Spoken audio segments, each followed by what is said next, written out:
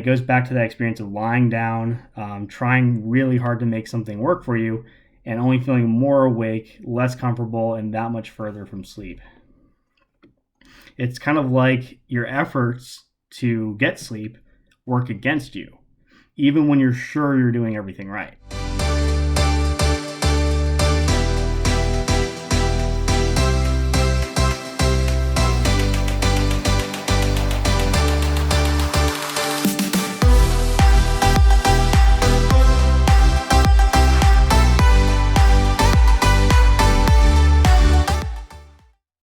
James Cahoon is a former insomniac who has cured his own insomnia. He is not a doctor, nor is he a licensed practitioner of medicine. The material in this video is meant for informational purposes only. Consult your physician before making any decisions based upon this material. So all sleep issues boil down to one source. There's one source of everything that can constitute an insomnia problem. So no matter what issues you have with sleep, it all comes down to something called fragmented sleep. So in sleep centers, where sleep experts monitor a patient's brainwave speed throughout the night, they're going to basically hook up some lobes to the brain, so to speak, and be able to see how their brain acts during the night. And in good sleepers, brainwave speed is very smooth throughout the night, only having slight variations in their regular sleep cycle. So fragmented sleep happens when your mind starts racing. It's this increased brainwave speed that prevents or causes damage to your sleep.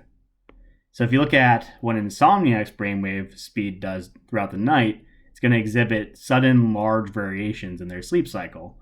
And those large variations are going to be what's essentially fragmented sleep. Their sleep cycle's basically broken. It's not doing the regenerative smooth cycle. It's just getting interrupted in the middle of it. So that's why you can actually sleep for like 8 hours straight and still wake up feeling exhausted. Or it's also why you might wake up every 90 minutes or so. When your sleep starts getting light, those variations wake you up. Now, if your only problem is actually with falling asleep itself, like that first part where you're up for like 2 hours straight as opposed to just being able to fall asleep, it's actually a good bet that your brainwave activity is too speedy there, preventing it from happening in the first place. So even though you're not necessarily waking up throughout the night, you're still having a hard time slowing your brain down, because sleep only happens when your brain slows down to a certain point. And that explains why you could feel literally wired and extremely exhausted at the same time. And even if after you would finally fall asleep, those large variations in the brainwave activity can still continue throughout the night. In fact, if you have bad insomnia, they probably do. So the source of these large variations in your brainwaves are the real source, well, I should say the real cause of your insomnia problem. So to cure your insomnia, you basically have to ask, what's causing those faster brainwave variations, and how do I stop what's causing it? So the main reason that brainwaves will speed up is going to have to do with what goes on unconsciously, because if you think about it, everything that happens when you're asleep is unconscious. So you have to look at what's kind of ruling the unconscious mind. It's kind of like when you see an iceberg, how you're only seeing the very tip that's above water, but actually the majority of it is underwater. That's kind of how our brain works too. So we need to look at what drives that. So if you've ever tried taking like a sleeping pill to help yourself sleep, I'm guessing you probably have, right? You might have noticed that at some point a pill didn't work to your satisfaction. It just didn't do its job. And that would be because there's really something deeper going on. So that's where most sleep experts will start coming in and teaching you techniques for controlling your sleep rather than simply sending you to a doctor for a prescription.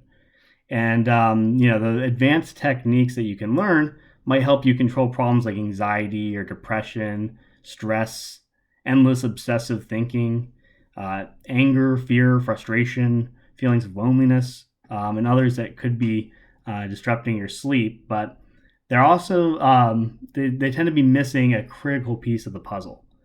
So if you've ever been told that, to fall asleep, you have to fix one of these problems, but you found yourself thinking, well, I mean, if I slept better, I wouldn't have that problem in the first place.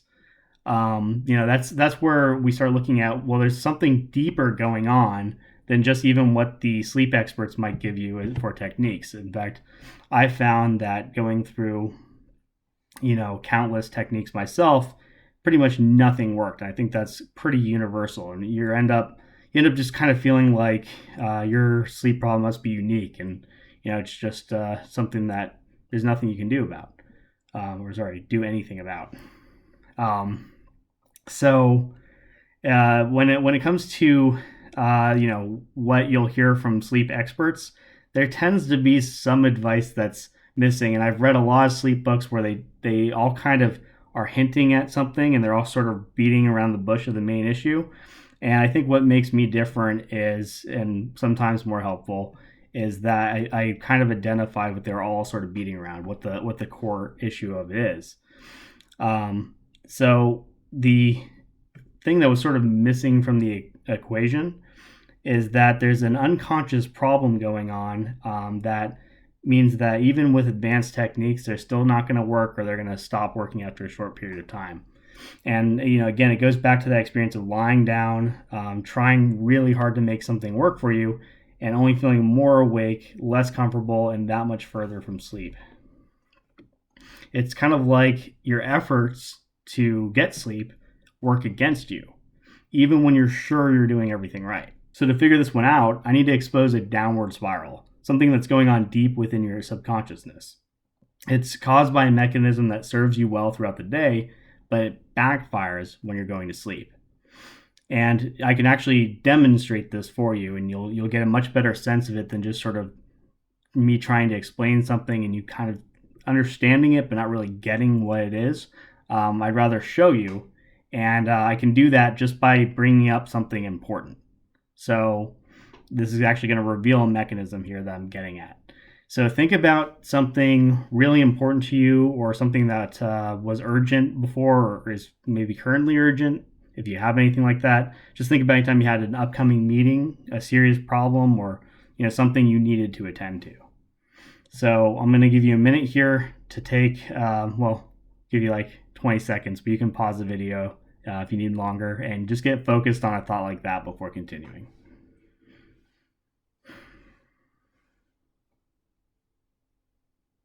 Trying to think about if I got something.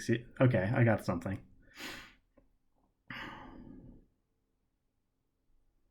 Okay, so you got something important in your head? Okay, so now do you notice how this thing that you're thinking of piques your interest? Do you notice that? It's like it kind of engages you. Now notice if you feel tense or anxious at all. Do you have any feelings of any kind of tension or anxiety? Now, do you have these kind of thoughts frequently? So whatever you're thinking about, does it come up kind of over and over, or is it something that comes up frequently? Okay, and last question here. Do you notice any other feelings, emotions, or other strong sensations around this thought? Okay.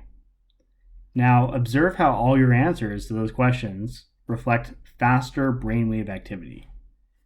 So with everything we do during the day, our brain speeds up to help us out, especially anything important in life. Your brain fires up, it goes faster, basically to help you achieve the critical task at hand.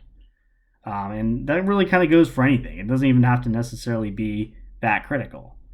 So in other words, if something's important, our mind automatically prepares for it. So it's unconsciously, automatically speeding up your brain waves whenever you try to achieve anything. It's hard to even notice that that's happening. And why that's so critical is that your unconscious mind automatically is preparing for action no matter what you're using to help yourself fall asleep. So even if you're using a technique like relaxation to help you fall asleep, and it's supposed to calm you down and get you relaxed, if anything, you'd think it'd be slowing down your brainwave speed. It's actually doing the opposite. You're aware of how important getting sleep is, and like anything else that's important, your brain's going to speed up to help you achieve whatever it is you're doing, even if that's relaxation. So no matter what the technique is, you're going to end up feeling wide awake no matter how exhausted you feel, and no matter how much that technique is supposed to help you sleep. So that importance that you've essentially associated with sleep is kind of responsible unconsciously for speeding up your brainwaves all night long. And if you think about it, it makes sense. Good sleepers don't have an importance associated around sleep the same way you do. They just, when it comes to going to bed or, sleeping, it's kind of taken for granted. Even if you feel incredibly tired, you're unconsciously thinking that sleep is very important. And when you struggle to get some sleep, you're making it worse. So every single time you've struggled, you've actually made the problem worse. And when you struggle in any moment to put yourself to sleep or fall back asleep, especially if you're one of those people that has a hard time falling asleep or falling back to sleep, you'll notice that the harder you try, the more you speed up your brainwaves and the more elusive sleep becomes. And essentially, it's like anything you do. So you end up kind of feeling a little bit like just lost. And that'd be an analogy that I make a lot is that it's kind of like being lost in the woods and not knowing what direction to go in. And the more you move around, the more lost you get, and you just end up feeling more and more helpless. And that's why it's important to take a moment to look at how essential getting sleep is to you. Notice what negative thoughts or behaviors kind of come up, and I'll ask you a few questions here so that we can kind of look at what might come up for you that would make getting sleep very important on a subconscious level. So remember, it's like most of it's going on below the surface, kind of like that iceberg. If you want to see what's really running your mind, you have to actually kind of look into your unconscious, which you can do just kind of by having a look at what comes up with some of these questions. So here's a few more questions that we're going to go through. So question number 1 is, what are the consequences going to be tomorrow if you don't get enough sleep? So what's, the impact going to be tomorrow?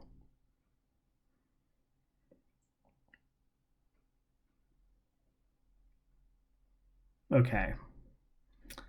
Question 2, what have you been giving up in your life?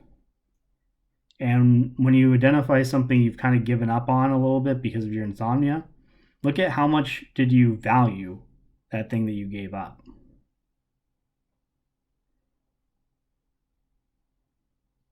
Take as long as you need, and feel free to pause in between these. So next question, do you suffer from anxiety, depression, pain, exhaustion, diminished focus, laziness, or anything else that's really bothering you because of lost sleep?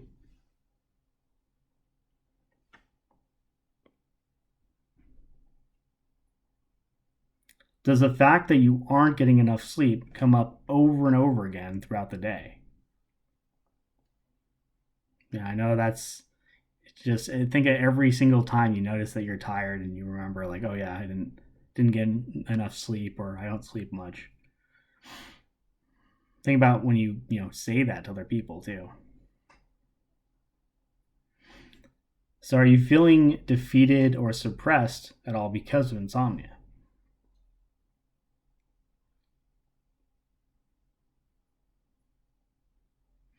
Okay, so last question here is just looking at kind of the other questions that we just asked.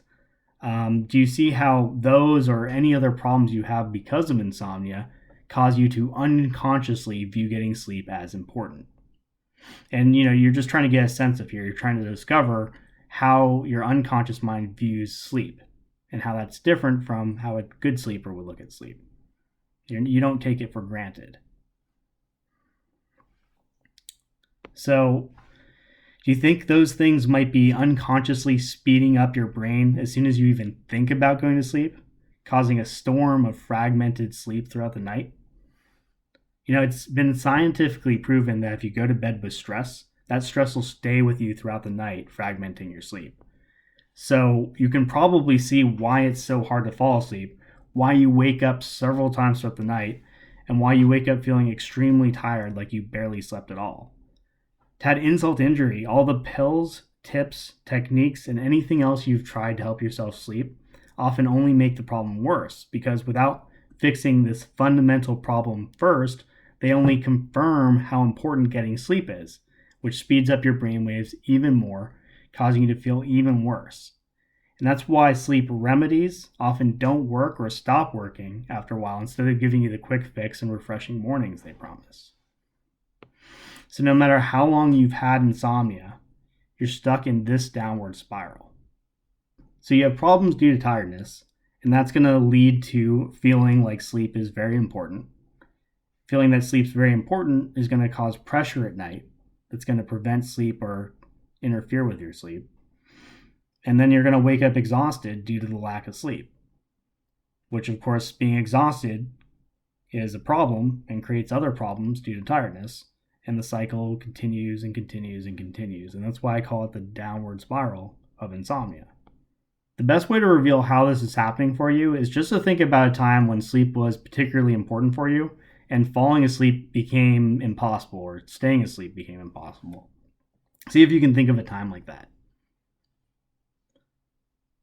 So let's say you lay down, and knowing that sleep is very important, you lay down to try to get comfortable. You may have even gone to bed extra early or done other things to make sure that sleep happened. But in doing all this, you made sleep very important. So your mind speeds up to help assist you in falling asleep. And that's when things take a turn for the worse. Now that you're losing sleep, it quickly becomes even more important to get sleep, especially if you're worried about tomorrow. So this fear or anxiety creates pressure that makes your brain speed way up. I'm sure you're probably familiar with this experience, and if so, you probably know what comes next. The more serious it gets, the more inexplicably wired you feel. No matter how exhausted you may be, you feel wide awake. The more sleep you lose, the more important it gets, and the more frustrated you become. That's why it's a downward spiral. And remember, that's just the time when you notice it. That's just when the spiral actually shows itself. Normally, this is actually what's happening unconsciously when you're asleep. Like how 90% of the iceberg is underwater.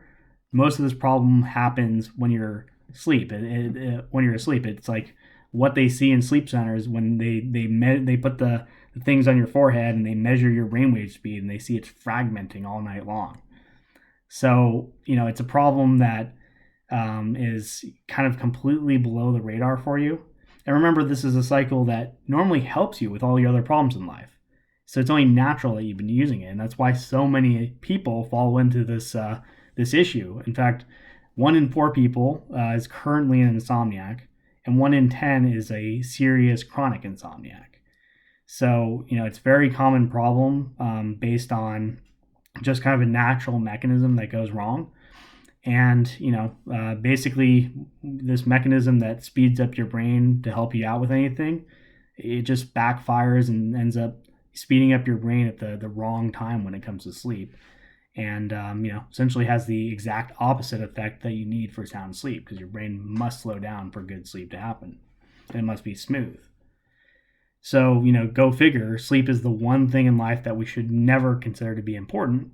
And right now, it's one of your most important problems. So, if we go back to that analogy of, you're lost in the woods, and the more you try to frantically look for help, or the more things you try, the more lost you become. Well, the analogy that I like to make here is that, if I could give you a compass, you'd be able to just follow a single direction and essentially get straight out of the woods.